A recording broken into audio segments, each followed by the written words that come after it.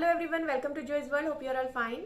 आज के वीडियो में मैं बच्चों का पढ़ाई में फोकस कैसे बढ़ाना है, उनका इंटरेस्ट कैसे गेन कराना है, वो अच्छे से ज़्यादा देर तक अच्छे तरीके से पढ़ें, उस पर मैं आपको 10 टिप्स दूंगी, 10 पॉइंट्स जो मैंने एक्सपीरियंस की, मैंने अपने बच्चों के साथ यूज़ किया है, उसको मैं आपके साथ शेयर करूंगी as a parent, as a teacher. जो चीज़ें मैंने ऑब्जर्व की हैं और अपनाई हैं वो सब सारा एक्सपीरियंस मैं आपके साथ शेयर करूंगी। तो do stick to the video till the end. Video को ज़रूर पूरा देखें और अगर आपने मेरे चैनल को अभी तक सब्सक्राइब नहीं किया है तो डू सब्सक्राइब और बेल आइकन को ज़रूर ऑल पर प्रेस कर दें।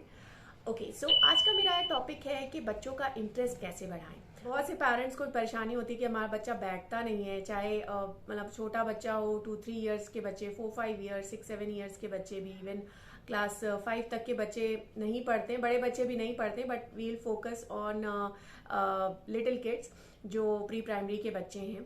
तो उनका इंटरेस्ट कैसे बढ़ाना है, उनको कैसे बिठाना है, पेरेंट्स की ये कंसर्न रहती है, परेशानी रहती है। सो सबसे पहले तो जब आप पढ़ा रहे हैं तो you'll have to sit with them, especially जितना छोटा बच्चा है you'll have to sit with them. ये चीज़ बड़े बच्चों के साथ भी अप्लाई होती है। अगर आप उनके साथ बैठे हैं, उनके सामने बैठे हैं, तो वो ज़्यादा अच्छे से पढ़ते हैं और उनको एक रहता है कि हाँ एक पर्सन है जो हमारे साथ इन्वॉल्व है, there is someone to give us company. अगर बच्चा अकेला पढ़ रहा है तो इट्स इम्पॉर्टेंट कि वो एक उसे ये रहता है कि हाँ मुझे कोई है जो देख रहा है पढ़ते हुए। तो इसलिए आपको बैठना है। कई पेरेंट्स ये करते हैं कि वर्क देख के उनको अपने काम में लग जाते हैं, तो उससे क्या बच्चा का ध्यान इधर उधर भटक जाता है, वो फोकस नहीं करता है। So it's very very important कि बच्चा पढ़ रहा है तब उसके आप साथ बैठे, आइदर आप खुद पढ़ा रहे हैं या नहीं भी पढ़ा रहे हैं तो भी आप उसके साथ बैठ के उसे देखें, उसे पढ़ते हुए। That is very very important. Then my next point and very very important point is आपको हमेशा ऐसे गोल्स सेट करने चाहिए पढ़ाई से रिलेटेड जो रीचेबल हो। बच्चा जो ऐसा आपको इतना ज़्यादा वर्क या ज़्यादा उस पर लोड नहीं देना है जिससे कि वो रीचेबल ही ना हो। उसके एज के अकॉर्डिंग जितना उसके लिए सफिशिएंट है एक स्ट्रेच में पढ़ना, आप उतना ही वर्क उसे असाइन करें। जो होमवर्क है उसको भी आप पार्ट्स में डिवाइड करें, या आप रिवीजन करा रहे हैं तो उतना ही पार्ट आप उसे कराएं जितना उसके लिए वो रीचेबल, इजीली खुशी से पढ़ सकता है, इजीली विदाउट एनी बर्डन, बिना थके पढ़ सकता है। हर पेरेंट को अपने चाइल्ड की कैपेसिटी पता होती है, तो आप उसकी कैपेसिटी के अकॉर्डिंग ही उसको वर्क दें ताकि वो भी हैप्पीली फिनिश कर सके और आपको भी स्ट्रेस ना हो। And my next point is, आप देखिए हर बच्चे का एक इंटरेस्ट एरिया होता है स्टडीज में भी। कुछ बच्चों को मैथ्स में इंटरेस्ट होता है, किसी को इंग्लिश में, किसी को कोई और सब्जेक्ट में। तो आई वुड सजेस्ट कि आप जब पढ़ाना शुरू करा रहे हैं तो do start with their interest. जो उनका इंटरेस्ट है उससे शुरू करें ताकि वो शुरू में ही थोड़ा बर्डन फील ना करें। They will be happy doing that work. तो बहुत ज़्यादा इसमें कोई आपके पास ऑप्शंस नहीं है, बिकॉज मे बी बच्चा का कोई इंटरेस्ट ना हो, बट इवन जो इजीली वो कर लेता है, आपको पता होगा जिसको वो उसे समझने में या करने में, पढ़ने में, लिखने में आसानी होती है, उससे शुरू करें तो उसको एक हैप्पी जो है बिगनिंग मिलती है पढ़ाई की। Then my next point is attention span जो होता है बच्चों का, उनका एज के हिसाब से होता है। एज के हिसाब से उनका अटेंशन जो है वो बढ़ता है। छोटे बच्चे हैं उनका अटेंशन स्पैन कम होगा, बड़े हैं तो उनका बढ़ता जाता है। तो इसलिए आपको उतना ही टाइम सेट करना है पढ़ाई के लिए जितना कि वो अच्छे से मतलब अटेंशन उनको दे सके। छोटा बच्चा है 20 टू हाफ एन आवर, मतलब 2-3 ईयर्स का बच्चा है तो आप 15 टू हाफ एन आवर के बीच में ही एक स्ट्रेच में पढ़ाएं, ज्यादा उसे ना पढ़ाएं। 4-5 ईयर्स, 6 ईयर्स का बच्चा है, half an hour to 45 minutes आप पढ़ा सकते हैं। फिर और बड़े बच्चों को 1 आवर, 1.5 आवर, इस तरह से आप टाइम स्पैन रखें, क्योंकि एक स्ट्रेच में अगर आप बहुत लंबा टाइम उनको पढ़ाई का दे देंगे तो they will surely lose their interest in studies. My next point is give them rewards. Rewards are very important. ये कोई ब्राइब नहीं होती है कि पढ़ लोगे तो ये देंगे, but rewards are important for every individual. बड़ा भी इंसान होता है, वो कुछ वर्क करता है तो he gets happy when he gets rewards. और बच्चों को आप जब वो एक पर्टिकुलर वर्क कंप्लीट कर लें, अपना होमवर्क कंप्लीट कर लें, तो उन्हें रिवॉर्ड जरूर दें। स्टार्स के उसमें हो, या कोई एक उनका फेवरेट आपको कार्टून देखने देना हो या खेलने जाने देना हो, anything you can set according to your own choice, या आप बच्चों के हिसाब से आप दे सकते हैं। बट आपको रिवॉर्ड जरूर देना चाहिए हर हर स्टडी टाइम के लिए।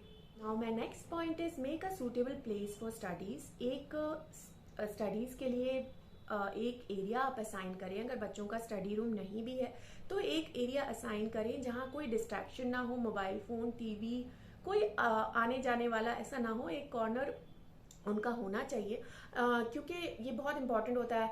अगर आप कहाँ ही लिविंग एरिया में या कहीं भी आप बच्चों को बिठा दे रहे हैं, वहाँ टीवी चल रहा है या कोई आना जाना कर रहा है या आप खुद कोई काम कर रहे हैं, तो उनका अटेंशन उस पर पढ़ाई पर नहीं होगा, वो डिस्ट्रैक्ट होंगे। तो इट्स वेरी इंपॉर्टेंट कि एक कोजी उनका एक कॉर्नर हो जहाँ वो पढ़ें और वहाँ पे कोई अदर डिस्ट्रैक्शन ना हो। Now my next point is पढ़ाई के बारे में दिन भर आप उनसे बात ना करें।